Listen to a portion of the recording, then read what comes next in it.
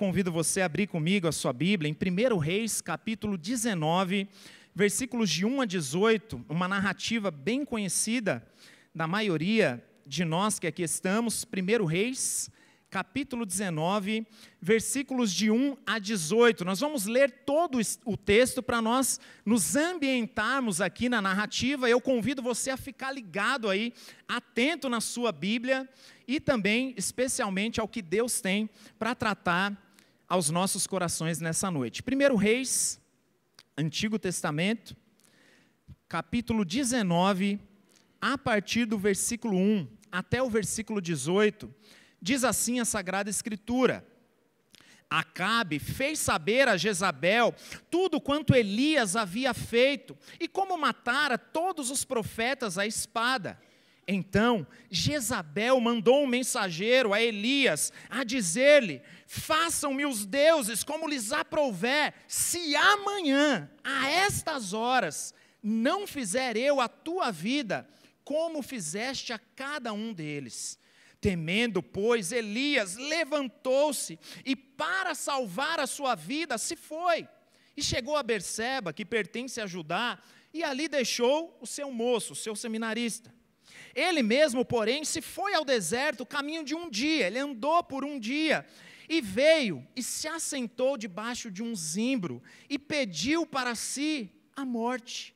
E disse: basta. Toma agora, ó Senhor, a minha vida, pois não sou melhor do que os meus pais. Deitou-se e dormiu debaixo de um zimbro. Eis que um anjo o tocou e lhe disse: levanta-te e come. Olhou ele e viu, junto à cabeceira, um pão cozido sobre as pedras em brasa e uma botija de água. Comeu, bebeu e tornou a dormir. Voltou segunda vez o anjo do Senhor, tocou-lhe e lhe disse: levanta-te e come, porque o caminho te será sobremodo longo. Levantou-se, pois, comeu e bebeu, e com a força daquela comida, caminhou 40 dias e 40 noites, até Horebe, o monte de Deus. Ali entrou numa caverna, onde passou a noite, e eis que lhe veio a palavra do Senhor, e lhe disse: que fazes aqui, Elias? Ele respondeu: tenho sido zeloso pelo Senhor, Deus dos exércitos, porque olha só, os filhos de Israel deixaram a sua aliança, derribaram seus altares, mataram todos os teus profetas à espada, e eu fiquei só, e procuram tirar minha vida. Versículo 11, disse-lhe Deus: sai, e põe-te neste monte perante o Senhor. Eis que passava o Senhor, e um grande, forte vento fendia os montes e despedaçava as penhas diante do Senhor. Porém, o Senhor não estava no vento. Depois do vento, um terremoto, mas o Senhor não estava no terremoto. Depois do terremoto, um fogo, mas o Senhor não estava no fogo. E depois do fogo, um cício, um sussurro, tranquilo e suave. Ouvindo, Elias envolveu o rosto no seu manto e saindo, pôs-se à entrada da caverna. E eis que lhe veio uma voz e lhe disse: que fazes aqui, Elias? Ele respondeu, tenho sido, a mesma resposta, tenho sido em extremo zeloso pelo Senhor, Deus dos exércitos, porque os filhos de Israel deixaram sua aliança, derribaram os altares, mataram os profetas, só ficou eu e procuram tirar minha vida. Disse-lhe o Senhor: vai, volta ao teu caminho para o deserto de Damasco, e chegando lá, unge Azael, rei sobre a Síria, a Jeú, filho de Nínive, ungirás rei sobre Israel, e também Eliseu, filho de Safate, de Abel-Meolá, ungirás profeta em teu lugar. Quem escapar a espada de Azael, Jeú matará. Quem escapar a espada de Jeú, Eliseu o matará. Versículo 18.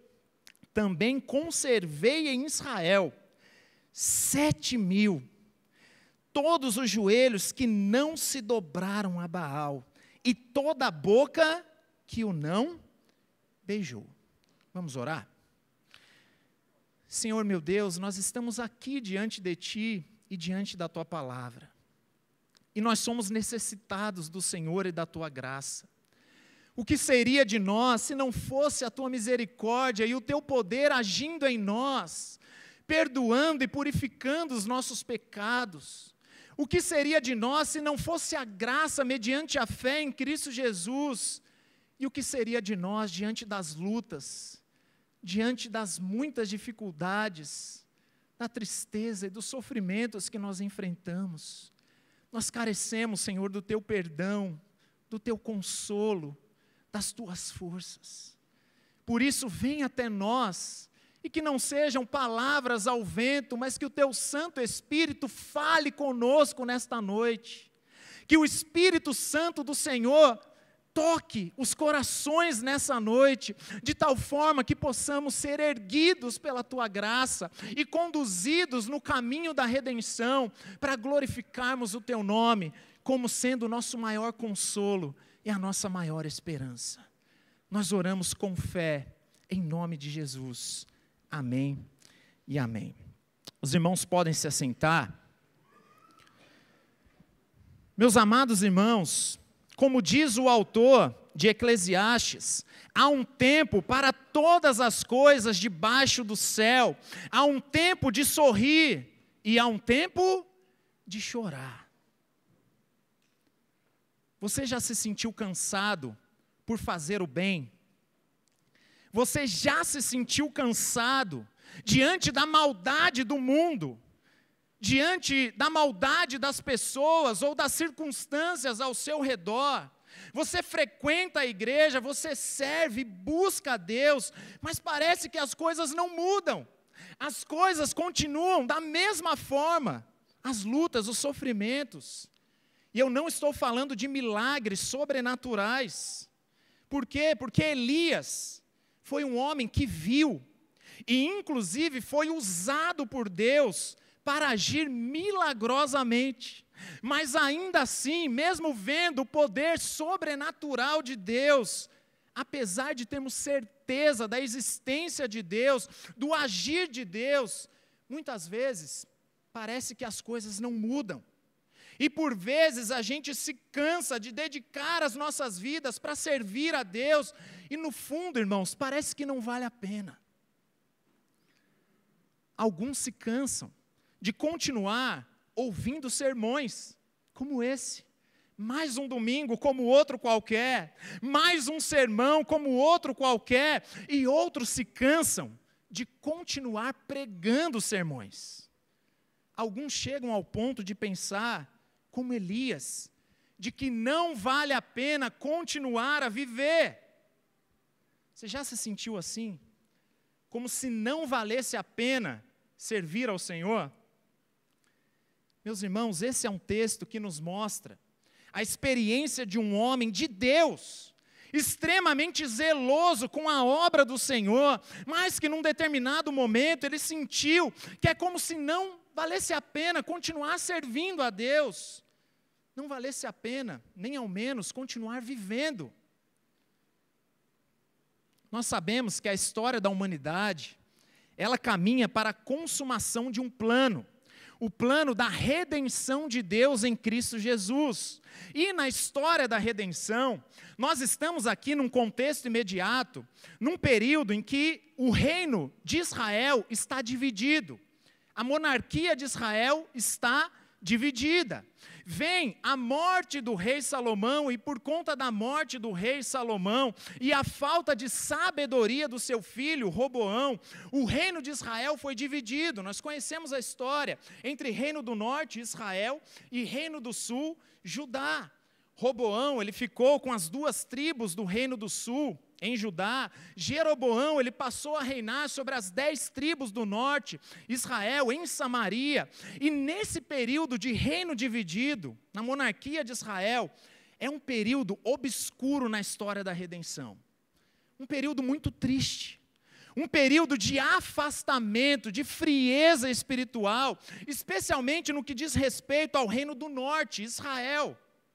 Em Judá, o reino do sul, ainda houveram alguns reis que fizeram o que era reto aos olhos do Senhor, como Josafá, Josias, Asa, Ezequias. E óbvio que isso também não foi por mérito humano, mas foi promessa de Deus de que manteria acesa uma lâmpada da dinastia de Davi, justamente por conta da aliança davídica. Por quê? Porque isso apontava para o Messias, da raiz de Jessé, que viria a esse mundo como o rei dos reis.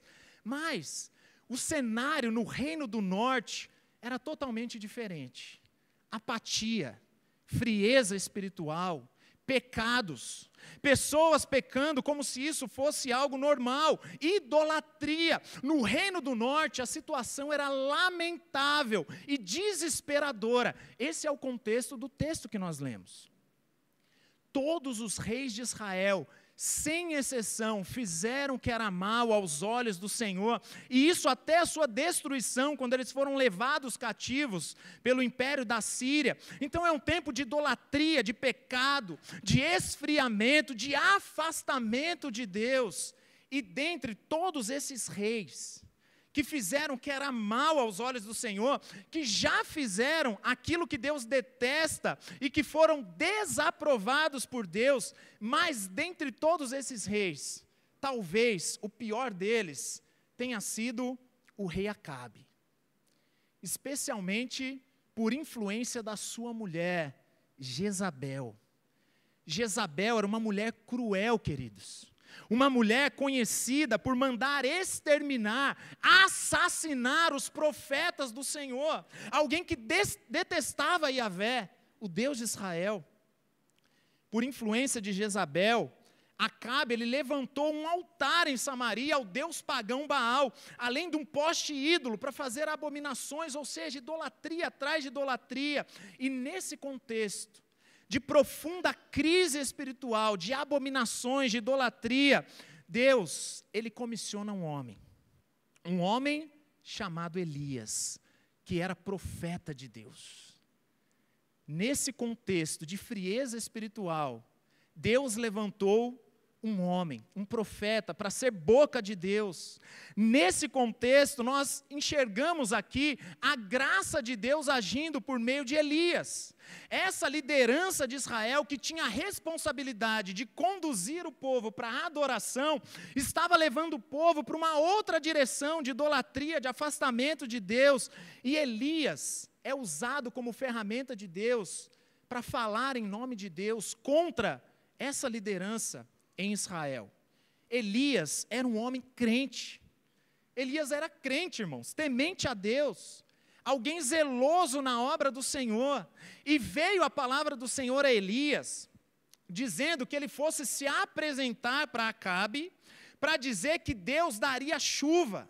Por quê? Porque a situação de Israel era tão triste que, como castigo pelo pecado, Deus falou: olha, não vai chover mais. Aí Deus levanta Elias para falar: olha, vai chover agora em Israel. E ao encontrar-se com Acabe, com o rei Acabe, Elias, que era odiado por Jezabel, ele mandou que Acabe reunisse os 450 profetas de Baal, os 400 profetas do poste ídolo, e juntamente com todo o povo de Israel, se colocasse num monte. Qual monte? Vocês conhecem a história? O Monte Carmelo. Vocês conhecem a história. E imagina se fosse isso no contexto de hoje. Ali no Monte Carmelo, Deus manifesta o seu poder de modo espetacular e sobrenatural. Todos os profetas pagãos e todo o povo de Israel reunido. Esse foi um evento que abalou a cidade. Então imagina que hoje sairia nas principais manchetes do jornal. Hoje todo mundo estaria postando ali nas redes sociais: venham ver o conflito do século. Elias desafia os 450 profetas de Baal e ainda promete que vai chover. Imagina a manchete. E a todo mundo lá: eu quero ver esse negócio. E todos estavam ali, reunidos. E o desafio era o seguinte: o desafio era orar, cada um ao seu Deus, e a lenha e o holocausto tinha que pegar fogo. Mas tinha que pegar fogo sozinho, sem que ninguém colocasse fogo. E nós conhecemos a história. 450 profetas de Baal eles oram, eles dançam. Aí pelo texto parece aquela coisa de índio, né? Tipo, né? Né? Aquele negócio. Então você imagina, 450 profetas e está lá, e dançando, e ora. Aí como se não bastasse, Baal não manda fogo do céu. Aí fala, eu acho que a solução é a gente começar a se cortar. Aí eles começam a se cortar, irmãos. Imagina a situação para que um milagre aconteça. Mas sabe o que aconteceu? Nada. Nada. Eles oram ali por horas, para que aquele holocausto pegasse fogo. Mas nada acontece. Elias chega a zombar deles. Lembra do texto? Ele ainda tira sarro. Eu falei, eu acho que Baal está dormindo. Eu sei que ele é Deus, mas eu acho que ele está atendendo outra pessoa, né? Vamos fazer o seguinte, ora mais alto, grita mais alto, porque quem sabe vocês acordem, né? Baal. Não. Ele estava zombando, obviamente. Mas depois disso, irmãos, Elias ora. E Deus ouve a oração de Elias, e cai fogo, consumindo aquele holocausto, a lenha, as pedras, e até a água. Para deixar o negócio mais difícil, ele fez uma valetinha em volta, falou, enche de água, aí encheu de água, aquele monte de água, e ainda assim o fogo consumiu o holocausto, a lenha, a pedra, lambeu aquela água, e a narrativa continua. E depois disso, com toda a coragem, com toda a ousadia de Deus, Elias, ele mata os profetas, uma carnificina. Ele assassinou, ele matou por ordem do Senhor, ele matou todos os profetas de Baal. Imagina uma linha de produção. E como se não bastasse, além disso, depois de ser usado por Deus, nessa demonstração de poder e de coragem, Elias ainda ora. E depois da oração de Elias, sabe o que acontece? Chove, irmãos. Lembra? Uma nuvem do tamanho da mão de um homem. Esse texto. E a narrativa continua. Mas, nós chegamos no texto de hoje. Imediatamente após essas obras sobrenaturais de Deus, através de Elias, de repente nós chegamos aqui no capítulo 19, e nós percebemos uma mudança abrupta de tom. De repente, toda aquela disposição, coragem, percebida nos capítulos anteriores, se transforma em medo, em fuga, em tristeza, em desânimo, em cansaço. É o que nós vemos aqui. E tudo mudou. Por quê? Porque, como diz aí o versículo 1, Acabe fez saber a Jezabel tudo aquilo que Elias havia feito.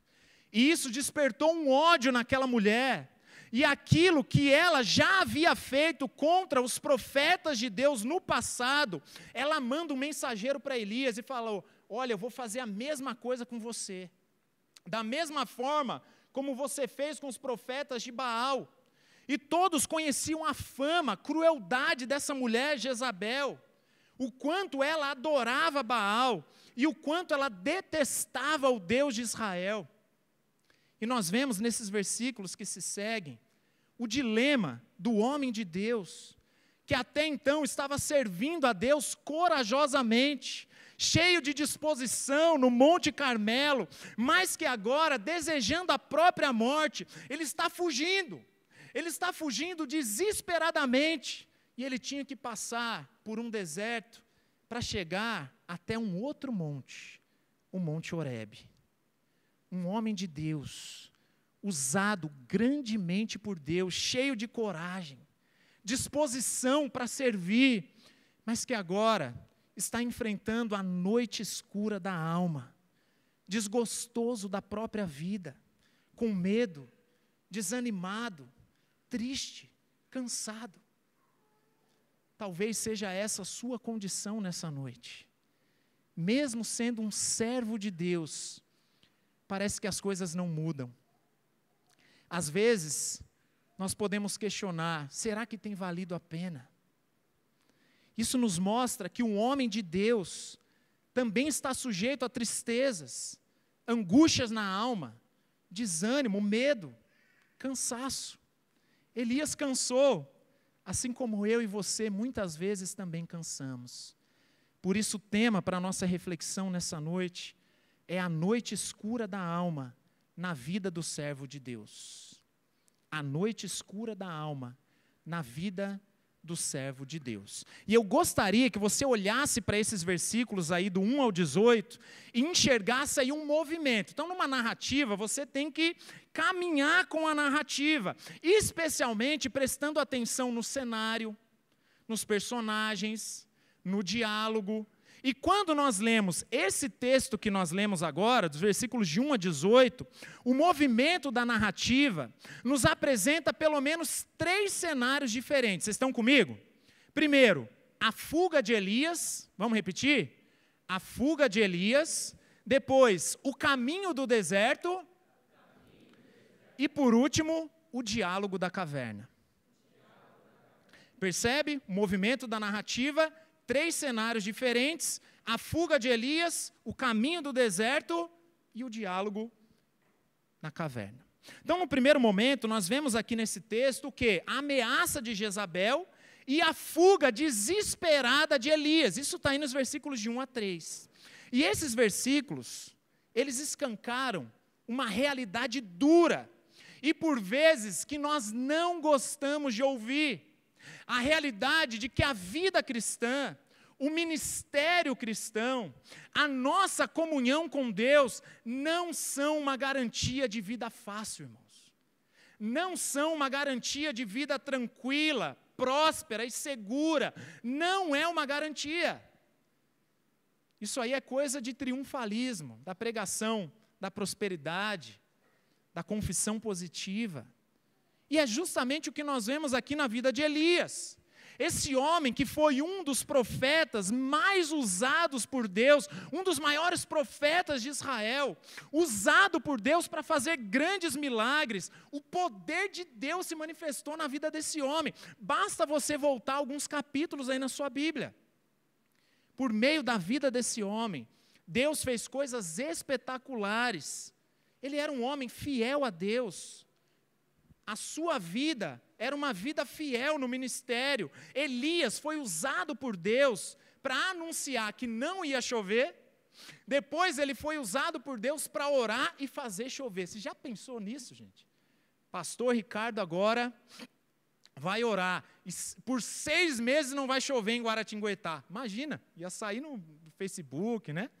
Aí, de repente, 6 meses depois, agora ele vai orar, imediatamente a chuva cai.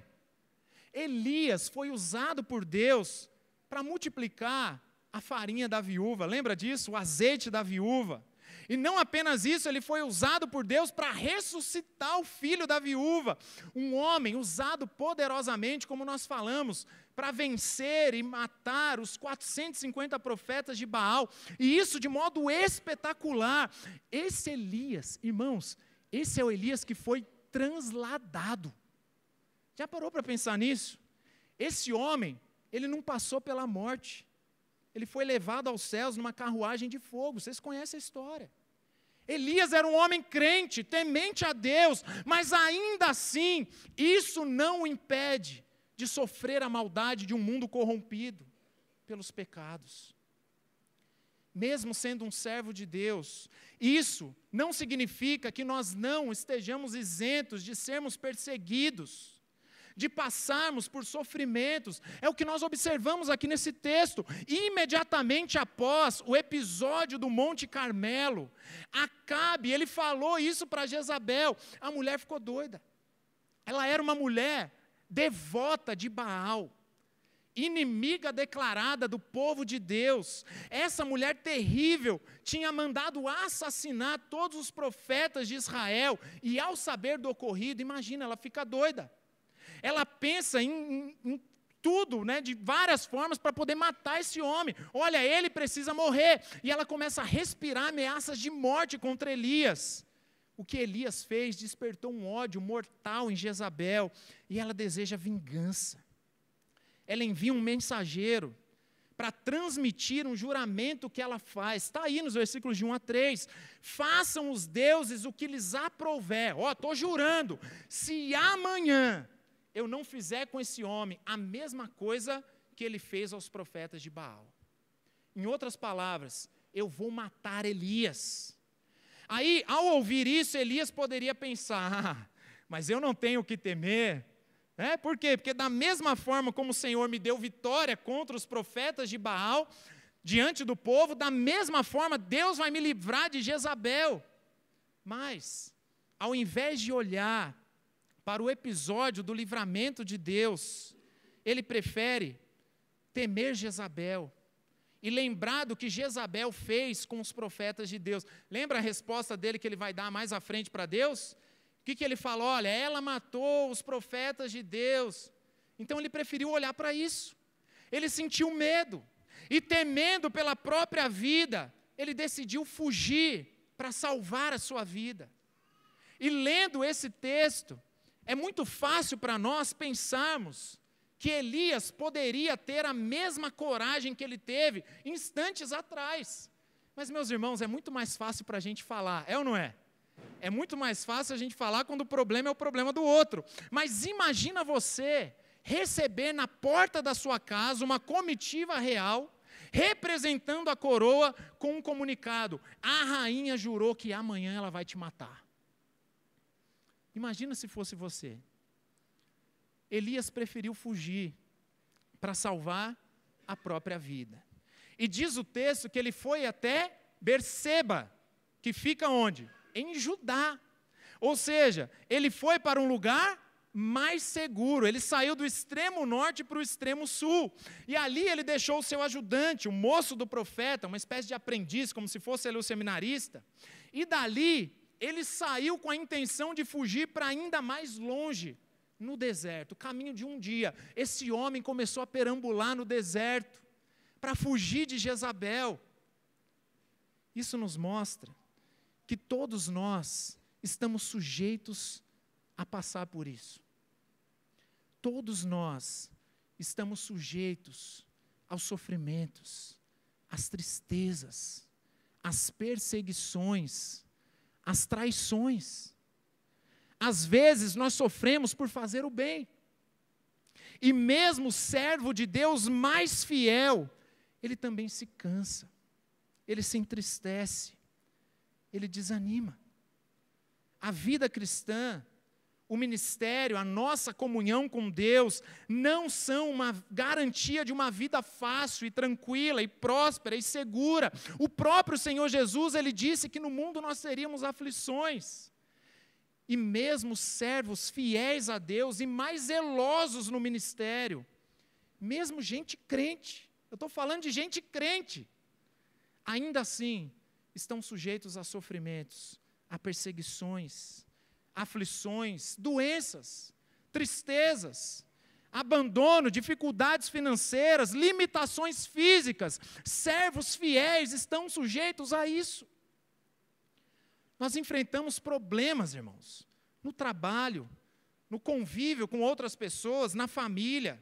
O sofrimento é inerente à vida presente. Por quê? Porque nós vivemos num mundo que sofre as consequências do pecado. E nós somos como as garças. Nós fomos regenerados pelo Espírito Santo.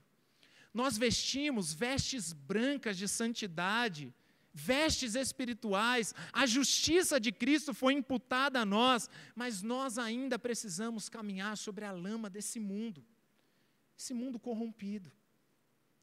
A regeneração não é uma garantia de que nós não sofreremos mais as consequências do pecado. Por vezes nós sofremos as consequências do nosso próprio pecado, é ou não é?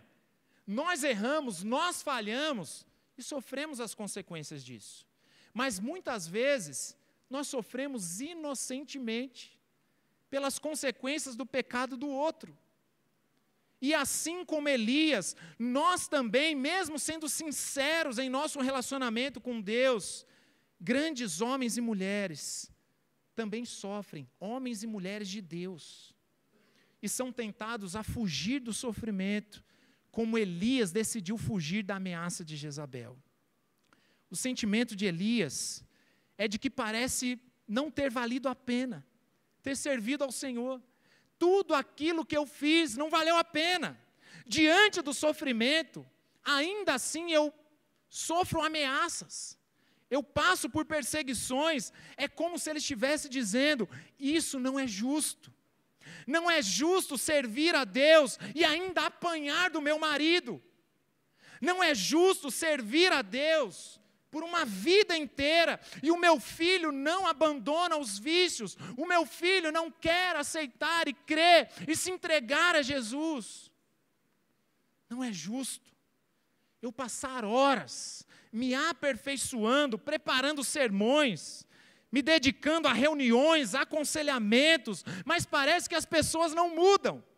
As circunstâncias não mudam. Não é justo ser zeloso na obra do Senhor, mas ainda assim enfrentar problemas de saúde, problemas financeiros. Não é justo.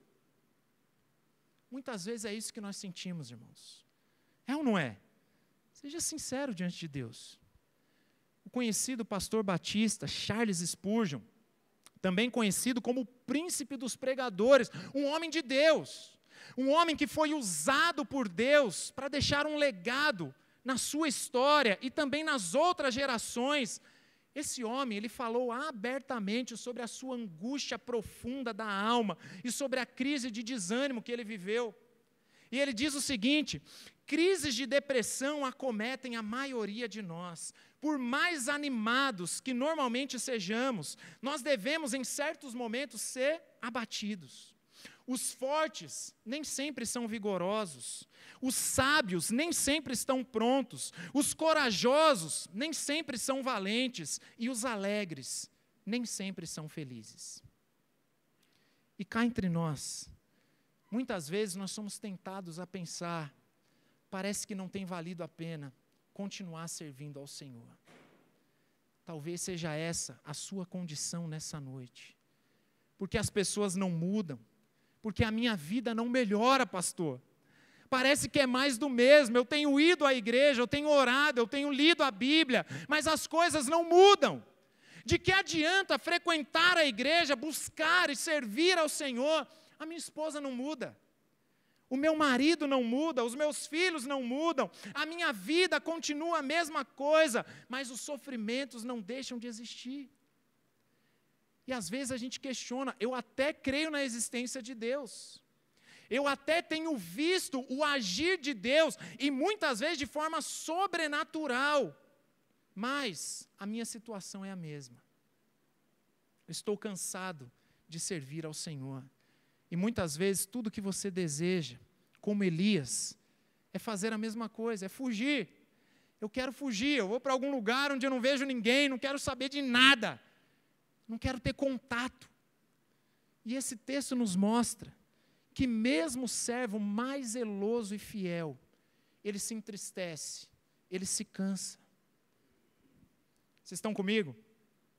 Misericórdia, me ajuda aí, gente, vocês estão comigo? Mas a narrativa continua, você pensa, mas não tem como, né? O texto está meio pesado, o negócio está meio triste, mas a narrativa continua. E a partir do versículo 4, a narrativa ela se movimenta. E nós temos agora uma mudança de cenário aqui. Ele está fugindo, certo? Até ele chegar aonde? No deserto. Aí nós temos agora o caminho do deserto, que vai dos versículos 4 a 8. O cenário da narrativa agora é o deserto, é a escola do deserto. Elias está passando pela escola do deserto. Dominado pelo medo, Elias agora ele fica cego de tristeza, ao ponto de desejar a morte. Elias agora é como se ele estivesse cego, no sentido de que as suas percepções, elas ficaram alteradas. A percepção da realidade para Elias está alterada. Por quê? Porque as paixões da alma estão afetando o seu pensamento lógico e racional. O cansaço, o medo, a indignação, a tristeza, estão causando agora uma cegueira em Elias. E cá entre nós, não é assim que a gente se sente muitas vezes? No cansaço, na tristeza, em meio ao sofrimento, parece que a gente não consegue nem raciocinar direito. E como nós sabemos que ele estava cego aqui, no sentido de que as suas percepções da realidade estavam alteradas pelo medo, pela angústia. Por quê? Qual é o motivo da fuga de Elias? Ele fugiu para quê? Versículo 3. Para salvar a sua vida, não é isso? O texto diz isso. Ele fugiu para salvar a vida. Mas agora no versículo 4 ele está desejando o quê? A morte. Mas peraí, você não sabe o que você quer. Você fugiu para salvar a vida, a sua vida, mas agora você está desejando a própria morte. Olha a incoerência de Elias. Ele está cego. Isso significa que ele não deseja a morte de verdade, mas agora ele está tomado de tristeza, ao ponto de que ele nem sabe mais o que ele quer de fato. E muitas vezes isso acontece com a gente. E nós aprendemos que o período do deserto não é um período de tomar decisões. O período do deserto não é um período de tomar decisões. Quantas pessoas tomam decisões precipitadas enquanto estão passando pelo deserto? Alguns se divorciam, alguns abandonam o emprego, e tantas outras coisas que, na verdade, não deveriam acontecer, mas são decisões tomadas enquanto as percepções estão afetadas pela cegueira apaixonada das emoções e do cansaço e da angústia. Inclusive, se você reparar bem, você vai ver que Deus, Ele faz o que aqui? Ele envia um anjo. Vocês estão comigo? Olha aí na narrativa. Ele envia um anjo. E esse anjo, ele tem uma função. Qual que é a função? Dar auxílio para Elias, mas não conversar. O anjo não foi enviado para conversar com Elias. O anjo não conversa com Elias no deserto. Ele apenas faz o quê? Ele oferece ajuda e dá algumas orientações. O deserto não é um lugar para tomada de decisões. O deserto é lugar para só receber ajuda e orientações. Repare que só vai haver diálogo onde? Na caverna, 40 dias depois do deserto, quando o próprio Deus, e não mais um anjo, o próprio Deus, ele faz a mesma pergunta para Elias, 2 vezes Elias responde. Então isso significa que no deserto, a nossa percepção está alterada. Cuidado, irmãos. Cuidado, tem muita gente tomando decisões precipitadas enquanto estão passando pelo deserto. No deserto não é hora de tomar decisões. Até o diálogo ele fica comprometido. Por quê? Você vai conversar, a pessoa não sabe. Uma hora ela fugiu porque não queria morrer, agora está pedindo a morte, ou seja, não tem diálogo. O deserto é um período de sofrimento, onde as percepções elas ficam afetadas pelas afeições. E isso é bem próprio do deserto mesmo. Você lembra daquela ilusão de ótica em lugares muito quentes? Não acontece muito isso no deserto? Você olha de longe, você está ali caminhando, um calor, está calor hoje, não está, irmãos? Um calor, aí bate aquela sede, aí de repente você olha lá na frente, você vê o quê? Um lago. Aí você pensa, nossa, é um oásis. Aí você vai correndo, mas o lago nunca chega. Né? O que é? É ilusão de ótica. Isso é coisa própria do deserto. A ilusão de ótica. A mesma coisa acontece no deserto da fuga, do medo, do cansaço, do desânimo. As percepções, elas ficam alteradas pelas paixões emocionadas, e não é hora de conversar racionalmente, não é hora de tomar decisões. O que alguém necessita no deserto é o quê? Auxílio. E é o que Deus fornece para ele. Ó, você não pode morrer, eu vou manter você vivo, come esse negócio, né, esse pão, bebe essa água e vamos embora. Aí na primeira vez ele ainda quer continuar dormindo, né? Ele come e dorme de novo, não vou sair daqui, levanta, come de novo, bebe, vamos embora, vamos caminhar. Então isso nos mostra algumas verdades aqui. E uma delas é de que Deus não nos abandona no deserto. Deus não abandona os seus servos no deserto. Ainda que a nossa percepção esteja alterada para perceber que nós já temos tudo aquilo que nós precisamos, ainda que Deus pareça distante, ou que nós desejamos a distância de Deus, Ele sempre está presente, até nos desertos da nossa vida, nos lugares mais inóspitos. Deus não abandona os seus servos, Ele está conosco no deserto. Ainda que possamos discutir, por exemplo, se faltou fé para Elias ou não, né?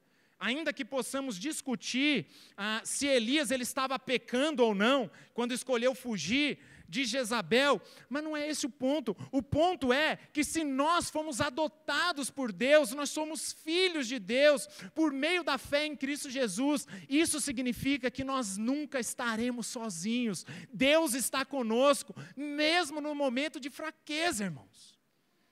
Ainda que você esteja enfrentando o deserto da solidão, do cansaço, da tristeza, do desânimo, você não está sozinho se você está em Cristo Jesus. Deus está presente no deserto.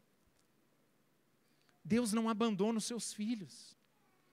Lembre-se que muitas vezes você vai pensar isso, mas as suas percepções estão bagunçadas.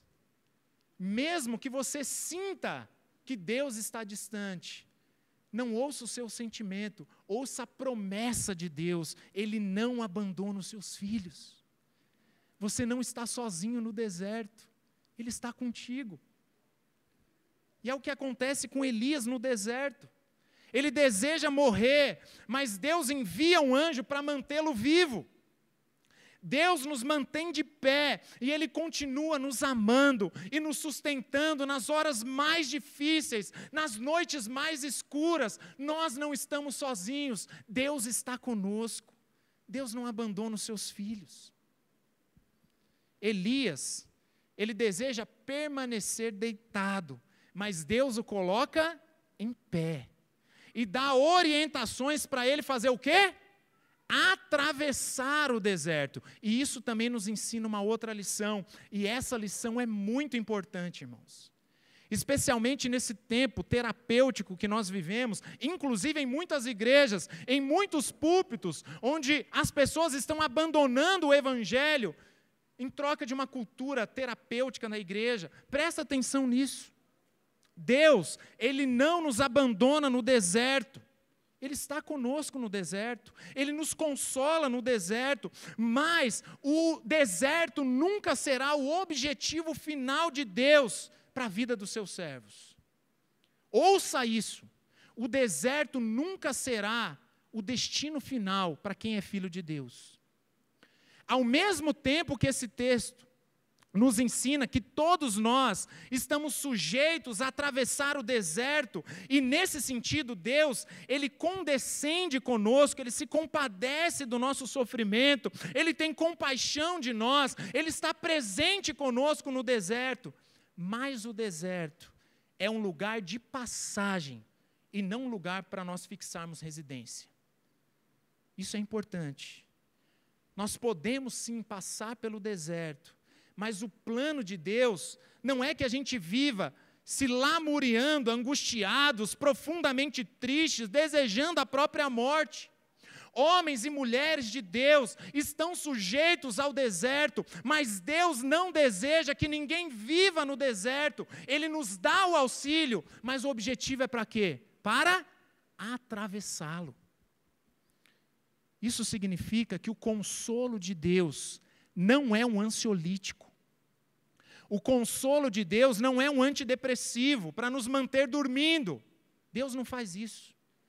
Deus nos consola, sim. Ele está presente no deserto, sim. Nos momentos de fraqueza, Deus está conosco, sim. Mas Ele nos mantém de pé para atravessarmos o deserto.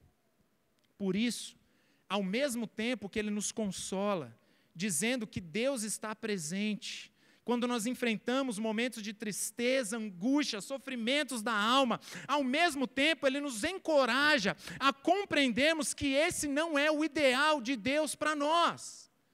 Deus nos consola, mas o consolo de Deus não é para nos manter anestesiados, dormindo. Por isso, levante-se desse deserto, coma alguma coisa e comece a caminhar. Pare de ficar se lamuriando no deserto. Muitos gourmetizam, romantizam o deserto, ou fazem disso uma ferramenta de autocomiseração, e fica a vida toda, oh dia, oh céus, eu estou aqui, ai, como eu sou, e coitadinho de mim. Nós passamos por desertos sim, irmãos, pastores estão sujeitos a isso, homens de Deus estão sujeitos a isso, mas esse não é o objetivo de Deus. Para de romantizar o deserto.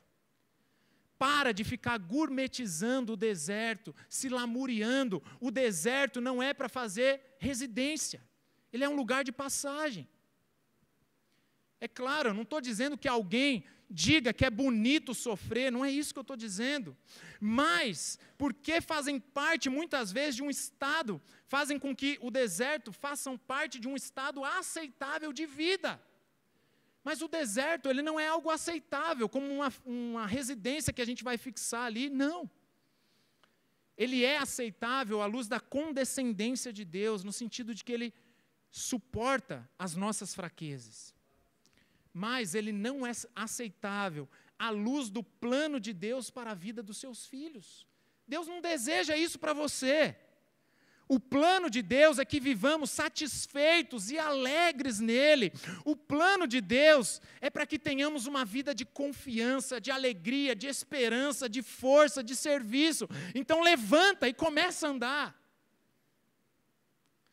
Deus não deseja que o servo de Deus viva desejando a morte, cultivando tristezas, amarguras no coração. Deus não deseja isso para nós. Por isso, todos nós estamos sim sujeitos ao deserto. E pessoas no deserto precisam ser ajudadas, fortalecidas, consoladas. O próprio Deus está presente, Ele se coloca ao lado, Ele envia os seus mensageiros, os seus servos, para ajudar essa pessoa no deserto. Mas esse ânimo não é para continuar no deserto. O fortalecimento espiritual é para atravessarmos o deserto. Então levanta. Coma alguma coisa, beba uma água e começa a andar. Saia desse lugar e caminha, começa a caminhar. E é exatamente o que Deus fez com Elias, fazendo Elias atravessar o deserto como uma escola, um lugar de quietude. 40 dias de jejum forçado e oração. 40 dias caminhando em jejum, em silêncio. E o silêncio fala alto, irmãos. Até chegar no monte de Deus, que é o terceiro passo aqui da narrativa, o diálogo da caverna. A partir do versículo 9, nós temos mais uma mudança de cenário aí. Perceba o movimento, vocês estão andando comigo na narrativa? Primeiro a fuga, vocês estão comigo? Primeiro a fuga, depois a escola do deserto, até chegar numa caverna, no monte de Deus. O texto nos mostra esse movimento, esses três cenários diferentes. Numa narrativa isso é importante. Então, nos 3 primeiros versículos, Elias está no reino do norte, em Jezreel, até receber a ameaça de Jezabel. E recebendo a ameaça de Jezabel, ele foge para o reino do sul. Nos versículos de 4 a 8, nós temos o quê? Elias no deserto. E agora, nós temos um outro cenário. O homem de Deus atravessou o deserto até chegar numa caverna, no Monte Horebe. E olha só que interessante, Horebe é um outro nome para Sinai. É o mesmo Monte Sinai, que é descrito aqui como Monte de Deus. E lá atrás, no Monte Carmelo, nós vimos o quê? Um Elias corajoso, desafiando os profetas de Baal.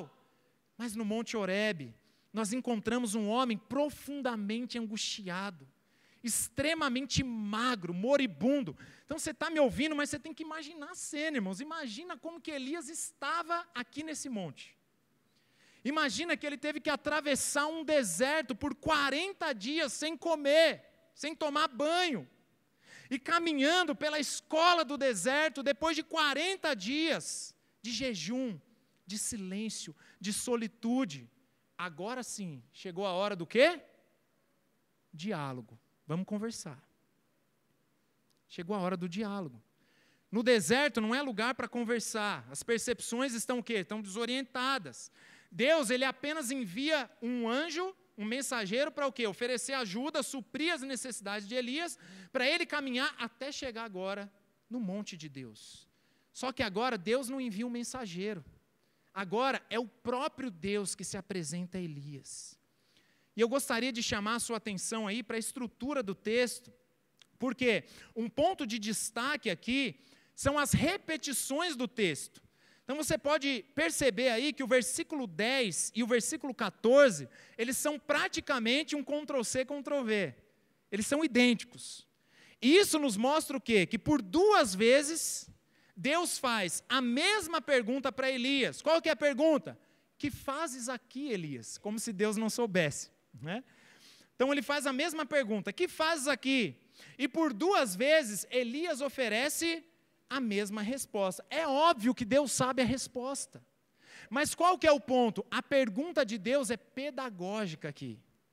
Inclusive, esse texto nos faz lembrar um método que Jesus usou, não sei se você teve essa impressão quando leu, mas um método que Jesus usou para tratar com Pedro, lembra disso? Pedro, ele havia negado Jesus 3 vezes. Qual que era o cenário da negação de Pedro? Pedro estava ao redor do quê? De uma fogueira. Lembra disso? Pedro estava ao redor de uma fogueira quando negou Jesus 3 vezes. E depois da sua ressurreição, Jesus ele se encontra novamente com Pedro na praia, ao redor de uma fogueira. Ao redor de uma fogueira. E assim como Pedro negou Jesus por 3 vezes, Jesus pergunta por 3 vezes a Pedro: Pedro, tu me amas? Então percebe essa ênfase pedagógica aqui no diálogo de Deus com Elias? Então, há um tempo atrás, nós vimos que Elias ele estava num monte cheio de coragem. E agora, nós vemos um Elias profundamente angustiado num outro monte, o monte de Deus. No primeiro monte, Deus estava tratando com o povo através de Elias. Mas agora, no segundo monte, Deus está tratando com o próprio Elias. E Deus ele faz 2 perguntas pedagógicas a fim de tratar o coração desse homem. Deus ele está visando o coração. Isso significa que mesmo que Deus faça a mesma pergunta 2 vezes, Elias ofereça a mesma resposta também por 2 vezes, o foco não está na pergunta e nem mesmo na resposta de Elias, mas no que Deus faz depois da resposta de Elias. Esse é o foco do texto. E o que Deus faz ensina sobre a maneira de Deus tratar um homem moribundo, cansado e profundamente angustiado. Como que Deus trata da gente quando a gente está assim? Então repare, irmãos, presta atenção no texto. Repare que em nenhum momento Deus discute os sentimentos de Elias, ou reafirma a sua autocomiseração. Elias, como que você está se sentindo? Explica para mim, né? Deus não faz isso. Então, isso é muito curioso. Deus, ele não pergunta como Elias está se sentindo. Ele apenas pergunta: o que você está fazendo aqui? O que você está fazendo aqui? Então está chamando ele para pensar de maneira lógica. Ó, bichão, o que você está fazendo aqui? Não era para você estar aqui. Então me responde, como que você veio parar aqui? Mas a resposta de Deus são verbos de ação, que tiram o foco do que Elias está sentindo e direcionam o foco para aquilo que Elias tem que fazer. Presta atenção nisso. A questão não é o que Elias está sentindo, a questão é o que Elias deve fazer. Repare aí nos verbos de ação da resposta de Deus. Olha aí, versículo 11, sai! Está me ouvindo, gente? Vocês estão comigo? Presta atenção aqui, o que Deus faz? Sai! Sai daí, se coloque diante do Senhor. E eu estou dizendo, presta atenção em mim. E qual que é o outro verbo de ação? Versículo 15, vai! Vai e volta ao teu caminho para o deserto de Damasco. Ah, Elias, como que você está se sentindo? Explique para mim os seus sentimentos. Não, o foco não é o que ele está sentindo, é o que ele deve fazer. 2 verbos de ação. Deus não discute os sentimentos de Elias, mas ele manda Elias fazer algo. E a resposta de Elias nos mostra que ele não sabia o que fazer, mas Deus tem uma resposta para quando nós não sabemos o que fazer. E Deus ele responde a Elias de 2 formas. Primeiro, ele responde por meio de uma voz silenciosa. E segundo, através da sua providência silenciosa. Interessante essa ideia do silêncio no texto. Elias, que está levantando defunto, que está orando e matando 450 profetas de Baal, que está orando e está fazendo chover, e tem fogo caindo do céu. Mas a maneira de Deus tratar com Elias é o quê? Silêncio. O silêncio, ele grita nesse texto. A primeira tratativa de Deus é se apresentar para Elias. Olha, a primeira coisa que você tem que se ligar, olha, quem eu sou? Você está esquecendo quem eu sou? Então, como que Deus trata de Elias? Se apresenta para Elias. Olha só. Então, algo curioso, por quê? Porque por várias vezes, Deus já tinha falado com Elias. Mas agora, é como se o próprio Deus se apresentasse para ele. Esse texto nos lembra muito a experiência de Moisés, quando ele desejou ter um encontro com Deus. Inclusive, qual que é o monte que ele está aqui? Ó, fica a dica, hein? O mesmo monte Sinai. Curiosamente, é o mesmo monte em que Moisés, vocês lembram disso?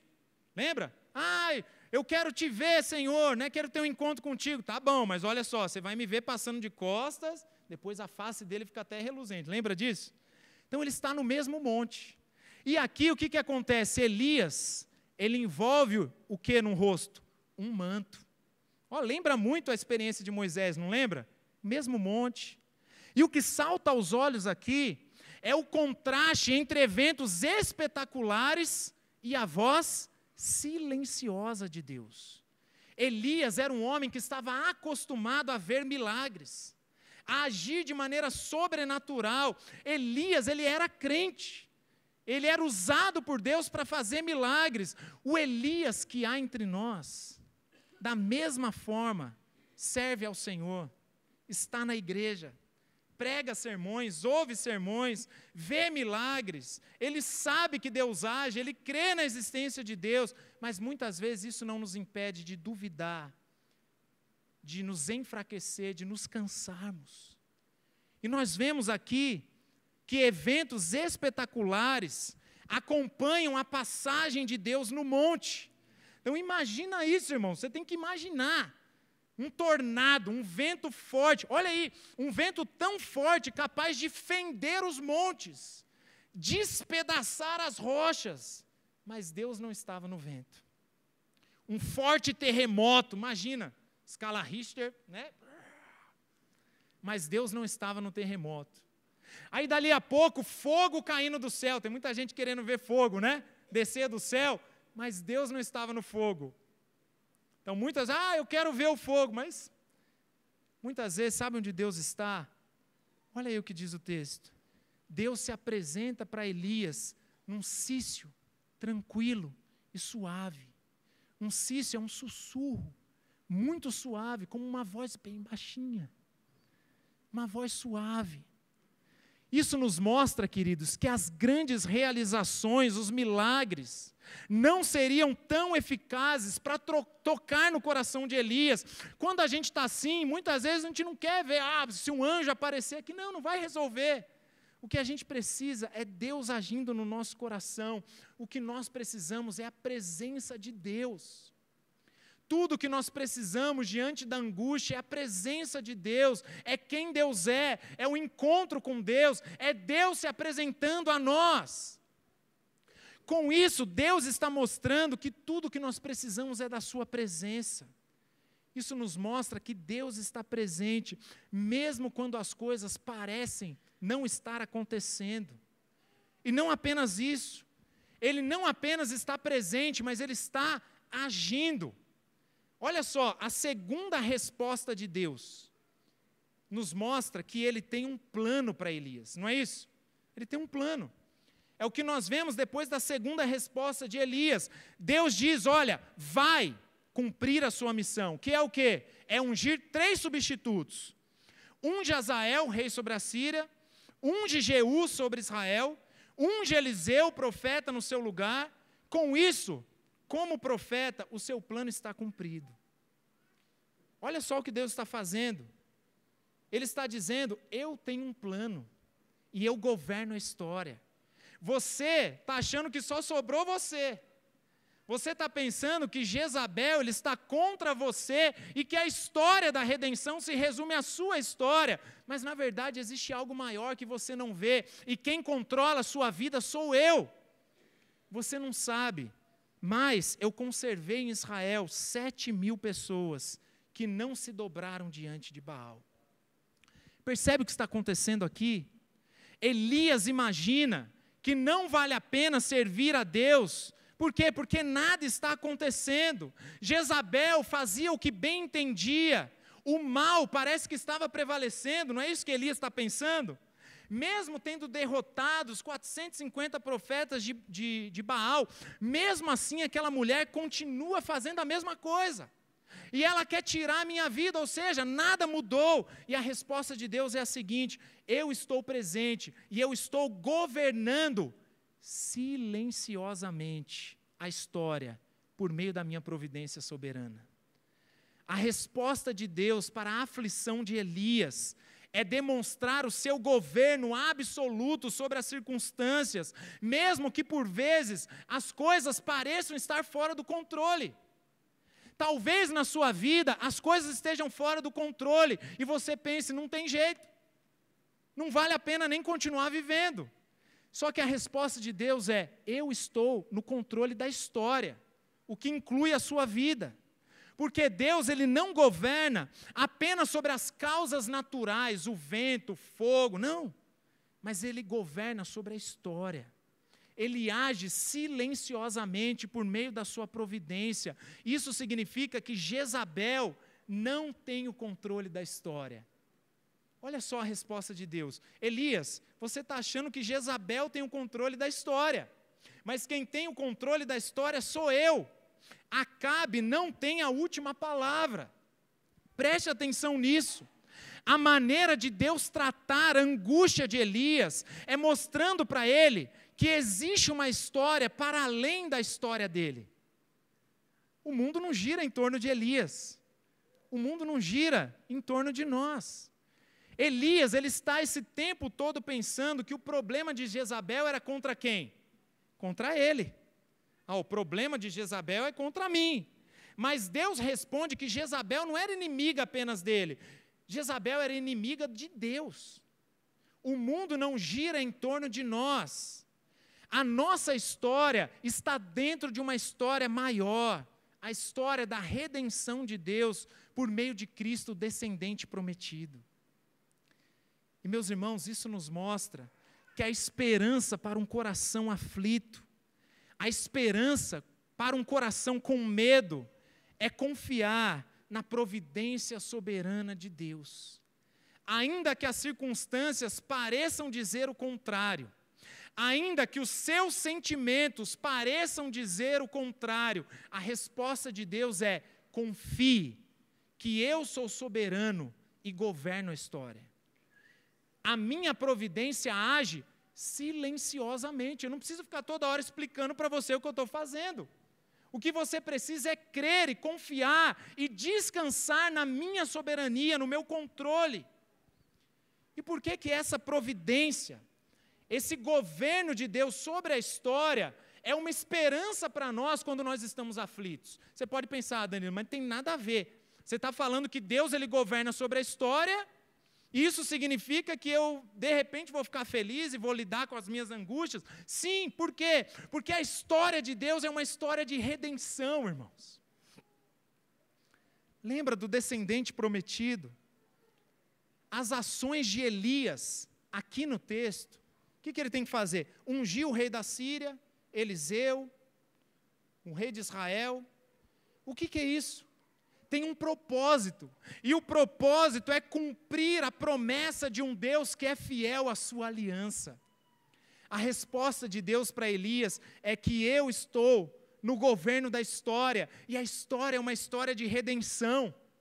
A esperança de Elias para encontrar sentido, para viver, é o cumprimento das promessas de Deus que estão firmadas na aliança de Deus.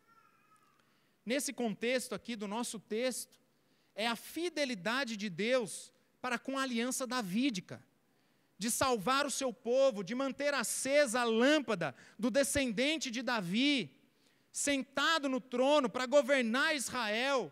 E nós sabemos que esse descendente prometido de Davi, a raiz de Jessé, é o Deus encarnado que se fez homem, que viveu entre nós. Um rei que nasceu da raiz de Jessé, que foi recebido de maneira triunfal em Jerusalém, montado num burrinho. É um rei que usou uma coroa de espinhos, um rei que sentiu as nossas dores, um rei que sabe o que é padecer, que sabe, Elias, o que é ficar 40 dias sem comer.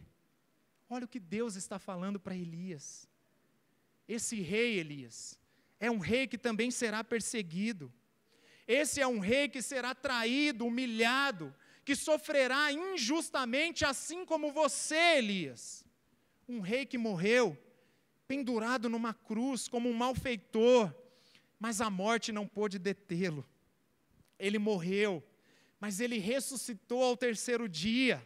E ele agora está sentado à destra de Deus Pai Todo-Poderoso, de onde há de vir para julgar os vivos e os mortos. Um rei que morreu como um malfeitor, mas que ressuscitou para nos dar esperança, para nos dar a vitória sobre a morte, a vitória sobre o sofrimento.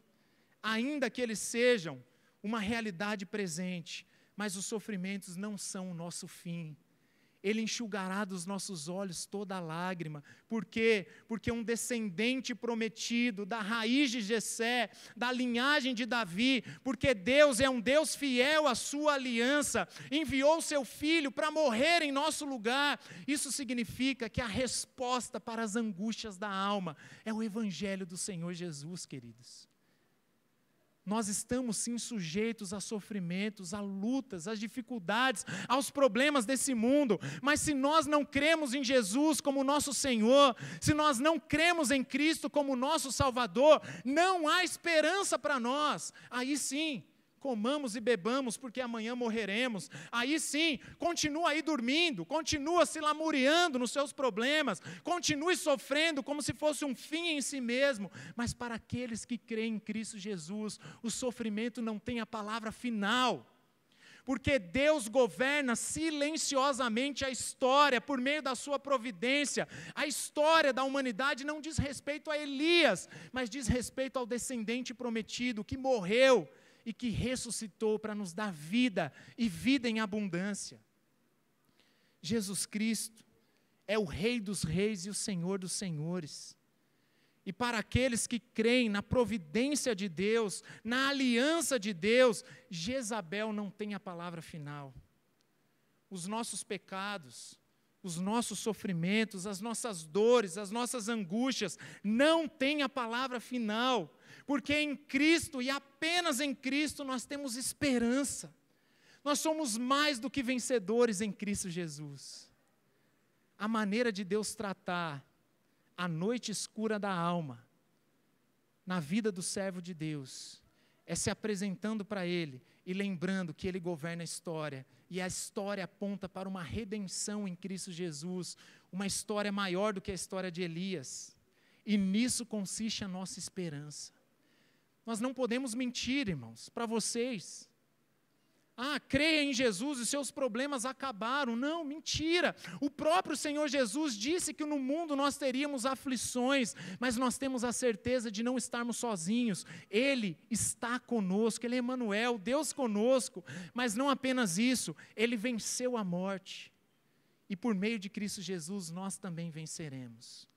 Se você tem lutado com angústia, com sofrimento, com as tristezas da alma, creia que ainda que pareça que as coisas estão fora do controle, ainda que os seus sentimentos digam o contrário, creia na promessa de Deus em Cristo Jesus, porque Ele é a nossa única esperança diante da dor e diante do sofrimento. Vamos orar? Senhor Deus, nós somos fracos, sujeitos a enfermidades, doenças. Nós envelhecemos e a nossa vida é tão breve. Nós temos uma ilusão de que as coisas estão no nosso controle, mas a realidade é que nós não sabemos o dia de amanhã. E nós estamos sujeitos aos sofrimentos e às dores desse mundo. E quando enfrentamos momentos assim, a nossa tentação é deixar de crer nas suas promessas, viver uma vida em si mesmada, como se o mundo girasse em torno de nós, como se todas as coisas dissessem respeito a nós. Mas ajuda-nos a lembrar de que existe uma narrativa maior, a narrativa da redenção em Cristo Jesus. e que o Evangelho de Cristo é a única esperança na vida e na morte, de que o Evangelho de Cristo é a única esperança diante das mazelas desse mundo, das dores, das angústias da alma, que o Senhor renove as nossas forças e a nossa esperança nessa noite. Quero colocar diante de Ti cada um dos meus irmãos, daqueles que aqui estão, daqueles que nos ouvem diante de Ti, aqueles que estão enfrentando a escola do deserto, que estão sendo atingidos pelo medo, pela dúvida, que eles sejam encorajados e lembrados do Evangelho de Cristo Jesus. O Rei prometido, que nasceu da raiz de Jessé, que se fez homem como nós e da mesma forma sentiu fome, sede, foi traído, foi abandonado, foi perseguido, foi machucado, mas ele foi fiel até o fim, e ele venceu a morte, para que nós também pudéssemos receber um novo corpo, pudéssemos receber a esperança que realmente nos consolam. Nós não precisamos de ansiolíticos, nós não precisamos ficar dormindo, anestesiados, nós precisamos ser colocados de pé pelo Senhor. Portanto, levanta-nos, Senhor, e usa as nossas vidas em ação, que possamos fazer algo para que o Senhor seja glorificado e que a nossa vida faça sentido em Cristo Jesus. E no nome dele nós oramos. Amém.